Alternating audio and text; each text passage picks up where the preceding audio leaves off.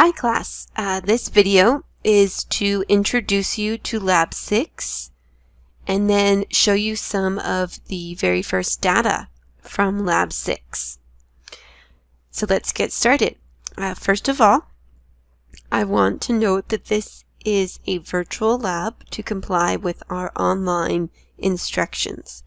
What this means is that you'll be watching demo videos of the lab. So let's go ahead and take a look. You'll notice that I am in on our class Canvas page. I'm in the Assignments tab, and I'm using the Sort or Show by Type function. With this function, I can scroll down and find our folder that has all of our labs in it. And you'll see that there is a Lab 6 on soil quality that is published and available to you. Two notes I want to make about this. First, notice that it's only worth 45 points, and that is because there's a separate form that's worth 20 points that will be combined with this 45 points for a total of 65 points, which will put Lab 6 on par with our other labs. The other thing I want to mention is that there is no pre-lab for Lab 6, so don't worry about making a pre-lab card or anything else for pre-labs. So let's go ahead and take a look at Lab 6. Oh, and I want to say that second form, that second portion of the lab that's worth 20 points, it's not published yet, but it will be published very soon. Okay, so now we are in Lab 6, and here are some reminders. This lab is on soil quality. So we'll be using some of the information we learned a few weeks back on soil quality, and we'll be starting to learn more about different soil quality parameters that we touched on in class, and using those soil quality parameters to examine the soil quality and the soil health in different soil samples from around my house and then also around your houses. Okay, so this lab will be virtual. And as I was saying before, what that means is that I will have a series of lab demos. In these lab demos, I will collect data from 4 soil cores I've taken around my house. You have to glean the data from my demo videos, run calculations with it, and then write a lab report based on the data you gleaned from the demos. There is a small part of the lab that you will do at home, and I'm calling this the at-home lab portion. I'm also calling the website we're going to make from it Post That Soil. Okay, and what this at-home lab portion is that there's a simple experiment you can do to examine the soil texture of a soil sample from around your neighborhood. So you'll just go out and collect a soil sample from your backyard or your front yard or your local park, and you'll be able to easily measure the soil texture of that soil sample, and you'll be posting that data on a class website. Okay, so to sum up what I just said, this lab is virtual. For most of the lab, you'll be watching demos of the lab measurements. For a portion of the lab, you'll do some at-home measurements of soil texture around your neighborhood. Okay, so let's look at the schedule to make sure everything is clear. I have a little summary of the schedule right here. So there are 3 deliverables in this lab. First, you're going to submit a form with your different calculations based on the data you gleaned from my demo videos. That form is called calculation results, and that's the form that's worth 20 points that I haven't published yet, but I will soon. So that's the first deliverable, and that is due April 9th. The second deliverable is your at-home testing to test for soil texture in your neighborhood. The test you're going to use for that is called a mason jar test. Okay, and so those results are going to be due April 9th also, so next week. Today is April 1st, And once you get those results, you'll email them to Emmy and she will post them on our Post That Soil class website. And then the third deliverable is an individual lab report that you write based on the data and the calculations you do from my demo videos. Okay, and that lab report is due April 16th.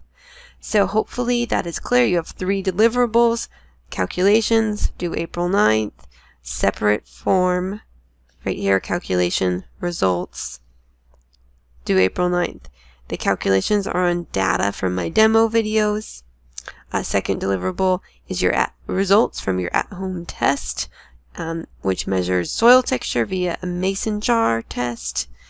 And then the third deliverable is a lab report that you will write individually and submit by April 16th. Those are your 3 deliverables. That's our schedule for this lab.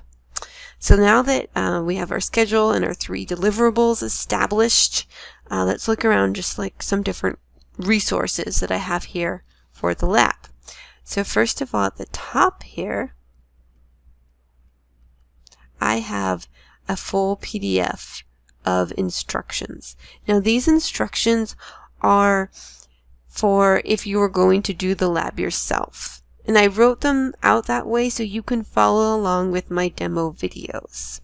There's also specific instructions in here on how to carry out your mason jar test to measure soil texture at your house. Okay, so those are all the instructions you'll need for the lab. You can download that, print it out, and that's what you'll need to follow. Not only are the instructions for each measurement are in there, but the calculations you have to do are in there, and again, like I said, the at-home portion of the lab instructions are in there to carry out your mason jar test and measure your soil texture at your home in your neighborhood. Okay. When I have the separate portion of the lab ready, where you have to post your calculation results, this link will work. I don't have it published yet, so the link won't work yet, but as soon as I publish that portion of the lab, that link will work and you can submit your calculation results there. Okay, the next resources I have are links down here. Okay, so the first thing I have is a Google folder, a Lab6 Google folder. And this is in our class, a subfolder in our class Google folder, but I put a direct link to it there for you. And this Google folder contains pictures of the different soil samples I collected around my house for my demo videos. I don't think the camera resolution is very good in my demo videos, so I took some separate pictures for you to make better observations. And those pictures are stored right here. Okay, next thing is we have a class YouTube channel now. This is a link to it. So I'll be posting all of our lab demos here on the YouTube channel, so you could find them all there. There's going to be a separate video for each soil quality measurement. So pH and conductivity, they have one video. Water holding capacity has one video on the YouTube channel. Note that right now I only have one video actually posted there, and it's a video that Emmy made on the mason jar test. So you actually can go ahead and get started on that, and then in the next day or so the other videos are going to start to populate and you'll be able to start the lab. We are just finishing up some technical difficulties rendering the videos, but we'll get through it and have them up very soon. Okay, next is the next resource here is the Post That Soil website, and this is the website where you're going to post the results, the soil texture results from your mason jar test. And what's actually going to be posted here is 3 pictures. So you're going to take a picture of the site where you take your soil sample from. You're going to take a picture of the actual soil that you dig out, and you're going to take a after picture of the end of the test. And then you're also going to report your soil texture data, and we're going to have it posted here. So we're going to have soil texture data from all over Ventura County, or maybe farther depending on if students went home.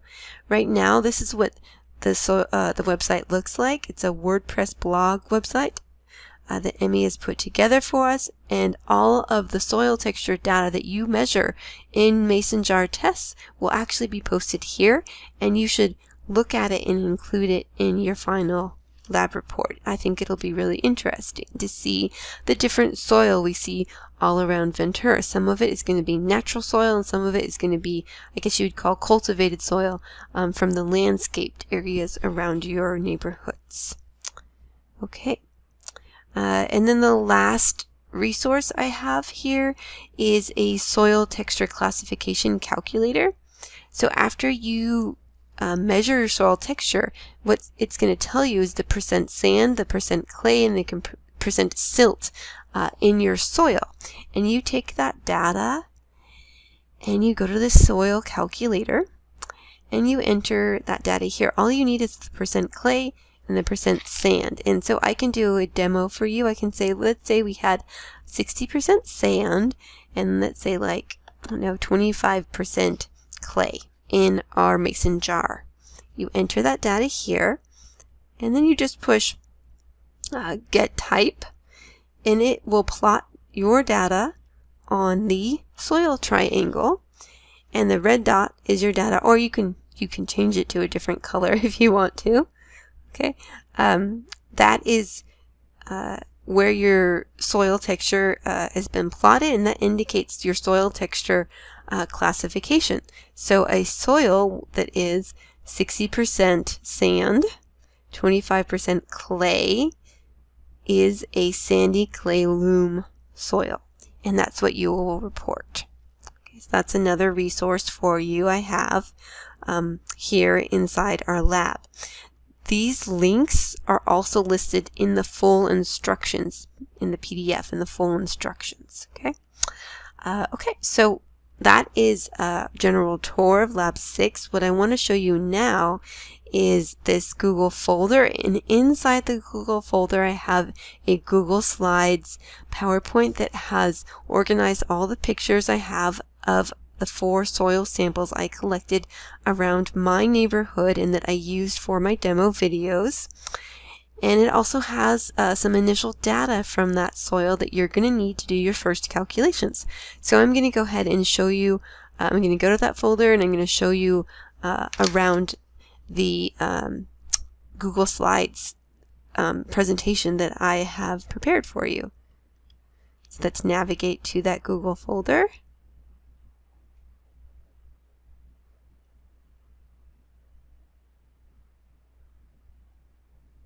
Is it going? There we go. Okay. So here's our Google Lab 6 Google folder. And you could see there's a folder with just the raw pictures in it right here. But if you scroll down, then there is a folder with the, sorry, not a folder, a Google Slides presentation with all the summarized pictures together. So let me open that, and we will now take a look at this presentation.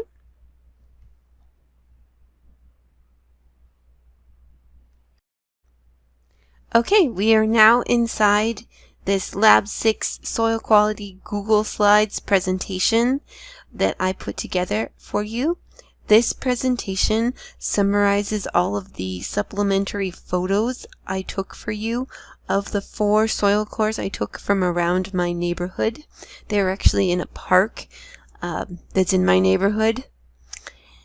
So it summarizes all those pictures, and again, the pictures are just a better quality photo or viewing of the soil than you get in my demo videos, and I wanted you to have a better viewing so you can make better observations about the different soil types.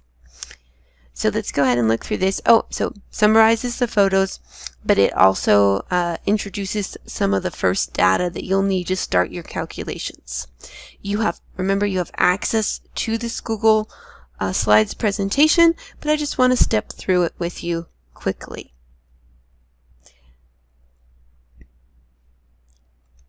Okay, so here are the 4 sites that I sampled at.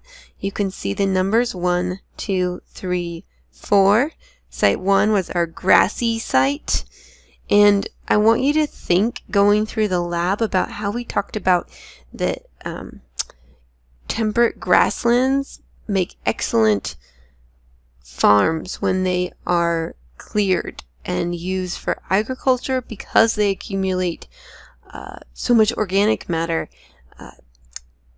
with their root systems and with the fact that they're in temperate areas, so decomposition doesn't happen very fast.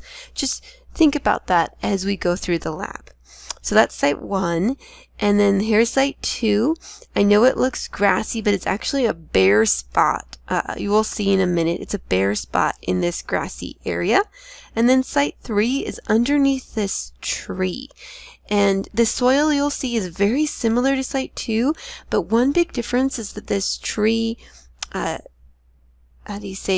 deposits leaves and seeds and such onto the ground. You could see that cover here, and that adds organic matter, but it also keeps the soil more moist. And that does cause some subtle differences between 2 and 3. I think another factor is that we have a lot of fog near the coast. This is quite near the coast. The beach is just back here. And trees tend to collect and drip fog really well. And that can help keep this area around the tree really moist. And then my 4th site was over in this quite sandy area that is really on the edge of the park, and it's not as well kept as this area that you can see is fairly heavily fertilized, especially the grass. Okay, so those are big overview of the 4 sites that I sampled for the following demo videos. From here on out, they'll be called site 1, 2, 3, and 4. So let's start looking at them. So this is a overview of the sites. I will always list the pictures, or put the pictures in the same order. This is site 1, site 2, site 3, and site 4. You can see site 1 is a very grassy site. Site 2 is in a grassy area, but it's a barren spot in that grassy area. Site 3 is underneath that tree where there's really nice organic debris covering the soil. And then site 4 is this very sandy site next to some vegetation. And this is the undisturbed soil. I haven't touched it yet. Then this next slide, you see I cleared the sites of any organic debris, and then I pounded in our coring ring, and you could see the differences in the soil at each of these sites. You can even see from the very start that site 1, the grassy site, the soil is very dark, has a nice rich color to it compared to the other sites. You can see that sites 2 and 3 look similar, except for the color is a little darker at 3, and there's definitely some more aggregates that are moving around the soil surface. Both sites 2 and 3 did have abundant earthworm populations. And then as you could tell, site 4 is just very sandy. There is some organic matter that's been added in for management purposes that you can see, but there's quite a bit of sand. There are some wood chips on the top of it that have been added there to try to start to mature that sand into a good soil. Okay, so now after I took these cores and I dug them out, I brought them home and I laid them out on a piece of paper. That piece of paper was about 10 inches wide. You can see the scale bar here. And these are our 4 sites. You can see again that site 1 is very dark. There are numerous roots, and there is different sized aggregates. They aren't quite as visible in this picture, but when we go to sieve aggregates, you'll see. Sites 2 and 3 again are very similar, very clayey soil. This site 1, you would think of the soil is more of like a potting soil that you're used to. Site 2 and 3 are very clayey, very typical of a lot of our soils in the area. They have a good distribution of different size aggregates. They were definitely much harder to dig up than site 1. And again, you could see site 3 is slightly darker than site 2. Site 4 is very sandy, but you can see a decent amount of roots and like large chunks of organic matter moving around the soil, and also some pebbles. Okay, so that's what the wet soil looked like. I let it dry for a week, and there's what it looked like after drying. You can see the soils are definitely much lighter in color than when they were wet. You can see especially site 4 has gone much lighter. Site 1 still has a nice rich color to it, whereas site 2 and 3 are looking quite a bit lighter. Okay, so that's what the dry soil looks like. Let's look at the, I think next is some data. Let's see. Yep, so I weighed the soil, the whole soil core, when it was wet, and I weighed it again when it was dry.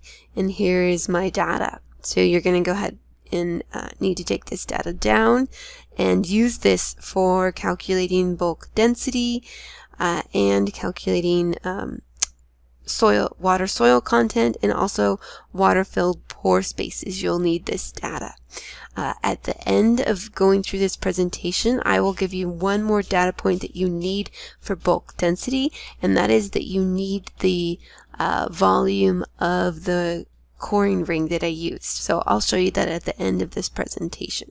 But this is the first data you'll need to get started with your calculations, and it came just from weighing the wet and the dry soil I just showed you. Now, just for some more kind of qualitative observations, I actually picked out a few aggregates from each of our soils, and again, this is soil 1, soil 2, soil 3, and soil 4. I just picked out some aggregates, and you can see my scale bar down here is 1 inch, so you can see the size of the different aggregates. And these are when the soil was wet still. Okay, and so this is a nice, fairly nice large aggregate from site 1. These are 2 aggregates from site 2, some darker aggregates from site 3, and then some really loose aggregates from site 4, and then this is actually really just a pile of sand that I took out because I wanted you to see it from site 4. Okay, and then I took these aggregates and I put them under just a simple dissecting microscope, and I took a picture of what I saw, so you can see the differences in these soils go down all the way to the microscopic level. My scale bar here is 50 millimeters, so the whole this whole circle, the diameter, would be 100 millimeters. And you can see at site 1 there's a decent amount of roots. It's still quite dark, and we have soil particles of different sizes. At site 2 you can see it's much lighter. There's some large sand pieces, but then also some small clay pieces. Site 3, similar large sand particles, but then some smaller clayey pieces. Site 3 is a little bit darker than site 2, and you also can see a little bit more of a existence of really large pore systems in there. That might just be the nature of the aggregate that I picked out. And then at site 3 you can see that there's just a lot of large sand particles, and then in between those large sand particles is organic matter. And so you can see these sites are very different under the microscope, and I think it's interesting that these macroscopic properties we can see, we saw at the very beginning of the slide, they really translate all the way down to the microscopic world. And just for interest, this last view right here is just this pile of sand under the microscope, and you can see all these different size sand particles, big sand particles in the view. So this is more qualitative data, but I want you to use it to make different observations about our 4 soil sites, and keep that in mind as you go through some of the chemical data that we're going to be collecting in the next demo videos. I want to show you 2 other sets of pictures that are relevant to the next demo videos, just so you know that they're here, and then you can reference back to them after you've watched these other demo videos.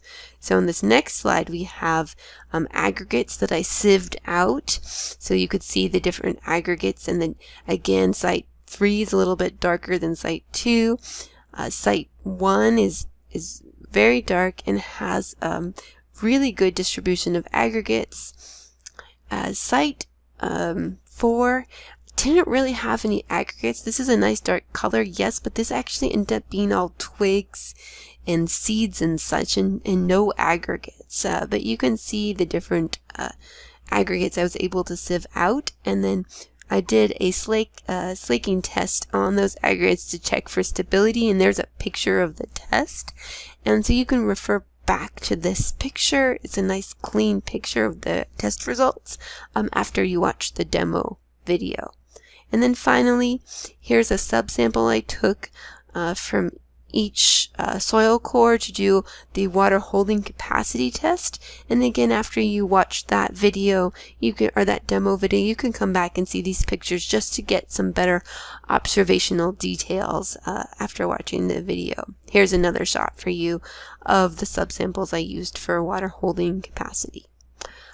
Okay, so that is the summary slides I have in this Google Slides presentation for you. So please do utilize that to have a good idea of where these 4 soil samples came from for the different demo videos you're going to be watching next. Okay, and there's also that initial weight data that I have in this Google Slides presentation. So that's it for the Google Slides presentation, and next I'm just going to give you the last piece of data you need for calculating bulk density, and that is the volume of the soil core that I used. Okay, the last part of this introductory video is that I need to show you how to calculate the volume of our soil sample, so that you can then calculate the bulk density of our soils. Remember, bulk density is reported in grams per centimeter cubed, and it's grams of dry soil per centimeter cubed of your soil sample. You have the weight of the dry soil from the Google Slides presentation I just finished showing you. Now you need the volume of soil, and you're going to get that by calculating the volume of this ring that we use to take, or that I use to take the soil samples. So let's go ahead and figure out the volume of this ring. In the lab packet, it shows how to calculate the volume of a cylinder. It's the height of the cylinder times the area of the cylinder, which is just pi r squared. So let's get that data. I have a ruler, and I'm going to give you this data in centimeters because we want to report bulk density is grams per centimeters cubed. So if I give you the data in centimeters, it's going to be useful. You won't have to do any conversions. So I'm going to measure the height of my cylinder. This table is not flush, so it's influencing my measurement there. Okay, that's better. So the height is 7.5 centimeters. And now let me go ahead and measure the diameter. Now remember, I'm measuring the diameter, and you need the radius. So you're going to have to divide the diameter in half by 2 to get the radius. So let me go ahead and measure the radius. It'd be better if I had a pair of calipers, but it'd be more accurate, but I don't. So we're going to go with this. So the radius is 7.4 centimeters. Oh, sorry. The diameter is 7.4 centimeters. You'll have to divide that by 2 to get the radius. So the height of our cylinder was 7.5 centimeters. The diameter of our cylinder was 7.4 centimeters. So you can use those 2 pieces of data to calculate the volume of the soil core, and that gives us the volume of our soil sample to use to calculate bulk density. Now once you've calculated bulk density, go ahead and look back in our soil quality lecture, and I gave you a table of different densities that you should expect for different soil types, and I want you to reference that table in your lab report and say if your soil bulk density is in the range that you'd expect for your soil type. When I mean soil type, I mean is it a sandy soil or a clayey soil or a silty soil, that kind of thing. Okay, so that is how you're going to calculate bulk density, and that sums up our introductory video. Now you're going to need to move on to some demo videos for our other soil quality measurements.